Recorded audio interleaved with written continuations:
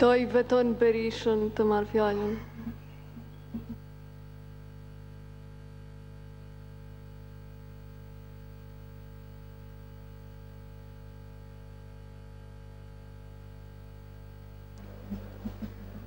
Nderuara kryesuese, të nderuar kolegë deputet, leni që t'ju përshëndes.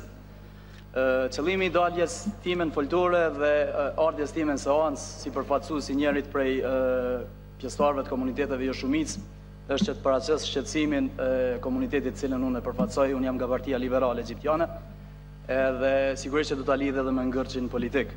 Kemi vendosur unë dhe zoti Etem Arifi të vim në seancën e sotit për shkak që komunitetet tona si pasojë e këtij ngërçi politik janë mos shumti të prekura. Situata aktuale edhe shifra tregojnë që vetëm 4 muajt e fundit rreth 500 familje të komunitetit egjiptian dashkali kanë lëshuar Kosovën. Arsyeja e lëshimit të Kosovës është kryekfut situata e rëndë ekonomiko-sociale.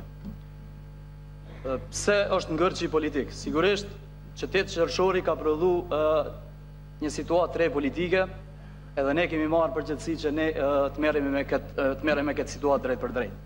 Në pamundësi të krijimit të institucioneve, edhe në pamundësi të krijimit të situatave të tilla, edhe nivel qendror, po edhe nivel lokal, komuniteti egjiptian i Kosovës është duke lëshuar Kosovën si pasojë e situatës të rëndë ekonomike tyne.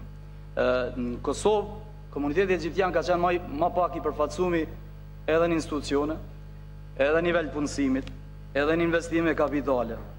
Komuniteti egjiptian ka sot rreth 300 pjesëtar të komunitetit të cilët kanë përgatitje superiore dhe janë të papunë, ndërsa ligji për shërbysit civil 10% ju mundson që këta të jenë të punësuar, ndërsa ne kemi 99.9% papunësi totale në nivel të komunitetit.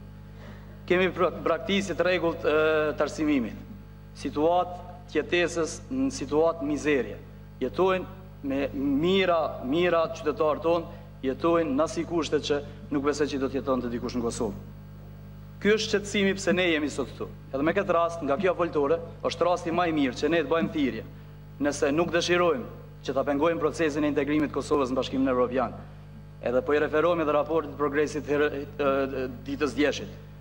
Decisivisht thotë që komunitetet Rama Shkali Egjiptian janë diskriminuar. Nëse një raport i progresit e thotë në këtë formë, atëherë sigurisht që duhet të jetë shqetësim. Me këtë rast, ne jemi për respektim edhe të kushtetutës, edhe të ligjeve, edhe të procedurave të rregullta ligjore. Pse ne kemi vendosur të jemi këtu?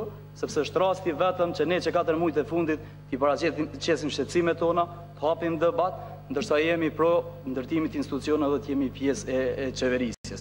Nuk jemi që dëshmohemi dhe të vërtetojmë se jemi njëna anë blogu dhe apo anën tjetër, e di që do të interpretohet edhe në forma tilla, mirë po është rasti i parë që ne kemi rastin që të paraqesim shqetësimet tona. Me këtë rast, bëj thirrje që gjendet mënyra edhe të jetë në kontroll kjo situatë edhe politike edhe ekonomike, në mënyrë që komunitetin tim ta mbajmë brenda, të investojmë këtë komunitet, edhe mos t'ju japim rast, t'ju japim arsye që ata me jetu më tepër në Kosovë.